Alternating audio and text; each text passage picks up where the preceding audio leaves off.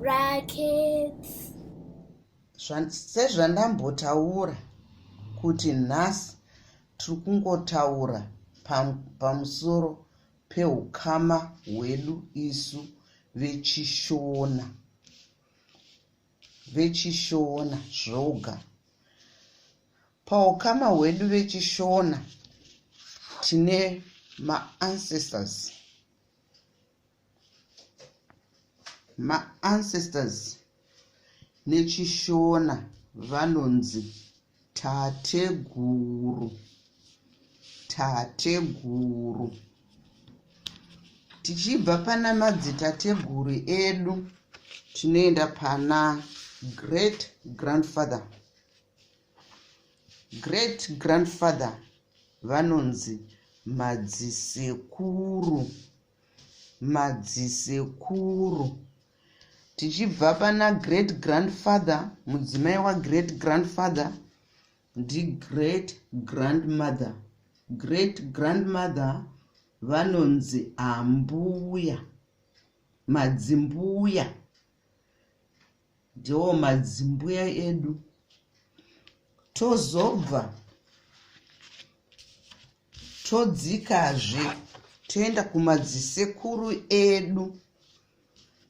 Ava ndivo baba vakabereka baba kana kuti baba vakabereka mai, vanonzi nechirungu grandfather. MuchiShona tinovati sekuru. Grandfather muchiShona tinovati sekuru. Tozoita zvakare grandmother, ava ndamai vakabereka baba kana kuti amai vakabereka amai, vanonzi grandmother, ambuya kana kuti vemazuva ano voti gogo. Gogo. Tozobva munyika yedu yechiZimbabwe kune anonzi polygamous families. Polygamous families aya aiwa anenge aina father vachiva ndivo baba. Father ndivo baba polygamous family. Vozoita inonzi first wife, baba vanotonorora kutonochata. First wife ava vanonzi mai guru kana kuti vahosi. Mai guru kana kuti vahosi. Pozoita second wife. Second wife anonzi mainini. Mainini. Tichiripo polygamous family apa. Ndoda kungokuudzai kuti polygamous family baba ivava vanotenderwa kuita madzimai anosvika kana 10 remadzimai, vachitonorora, vachitochata navo madzimai iwayo, vachitonzi ndo varidzi vomusha vepamusha ipapo. Asi polygamous family chinhu chandoda kuti muzive ndechekuti munhu mudzimai anokudzwa zvikuru ndavahosi. Maiguru vahosi. Vahosi ndivo vanetenge vachitonga pamusha ipapo, vachiudza mamwe madzimai zvokuita. Tozobva tine yatinoti monogamous family. Iyi monogamous family ndo yanyanya mazuva ano, sokuti vanhu vakazozviona kuti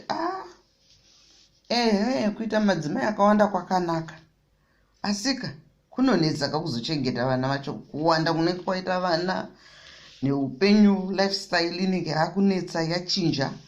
Saka vanhu vazhinji iko zvino vakuita monogamous families. Asi polygamous achirimo muZimbabwe. Ngatidi kuzviramba kuti arimo. Monogamous family munenge muchingova na father baba na mother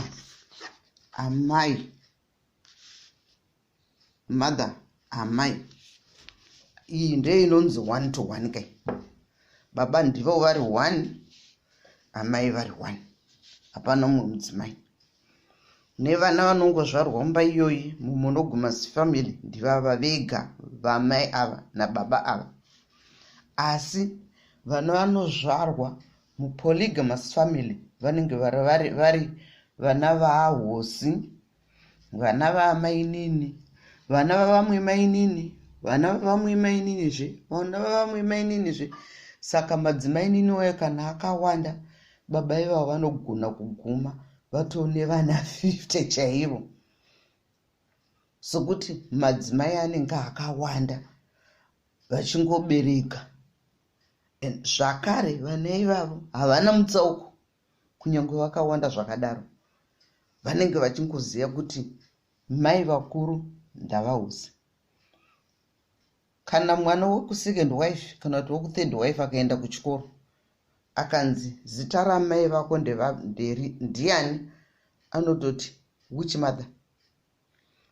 Akabvunzwa naticha kuti unana amai vangani, kana baba vaine madzimai 6, mwana iye anotaura kuti I have 6 mothers. Kureva kuti ari kubva mumhuri ine vana madzimai matanhatu 6 polygamous. Asi monogamous family vanongova ndivo baba naamai, zvichibva zvangogumira ipapo. Saka iye nhasi ndamboti baba ava naamai ava vane mhuri yavo monogamous family. Sokuti tichazoda kutaura muzvirongwa zvinoenda mberi pamusoro pehukama huchiuya kuvana, mhuri yavo. Sokuti vanhu vari monogamous havasi kuita vana vakawanda, vanongoitawo vana zvinongoerekana, zvinongovafadza vari vaviri.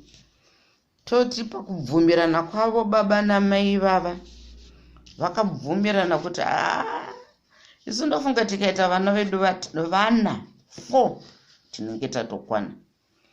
Saka vane dangwe ravo. Dangwe means firstborn. Dangwe means firstborn. Dangwe ravo rinonzi Farai. Vozoita wepiri musikana anonzi Chipo. Vozoita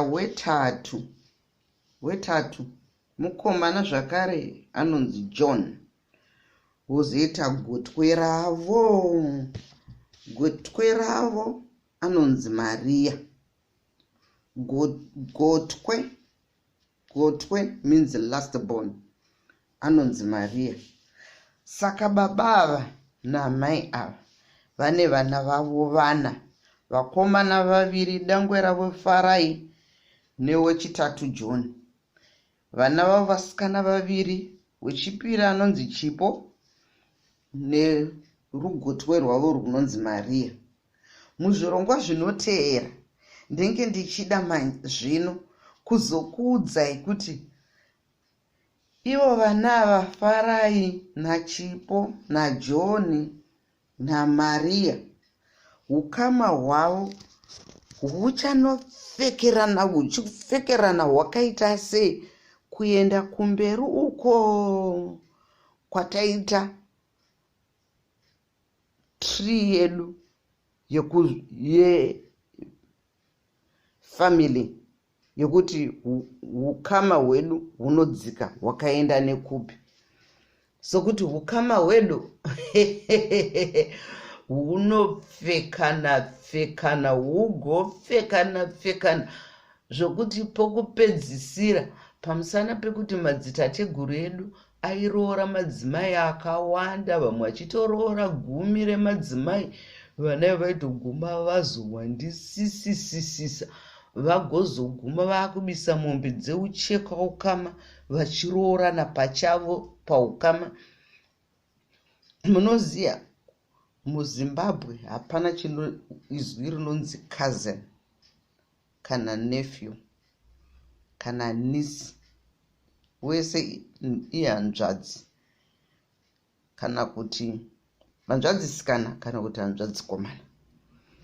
Saka tinongoti mukoma wangu hanzvadzikomana hanzvadzisikana, kana vari ana baba ndana baba baba.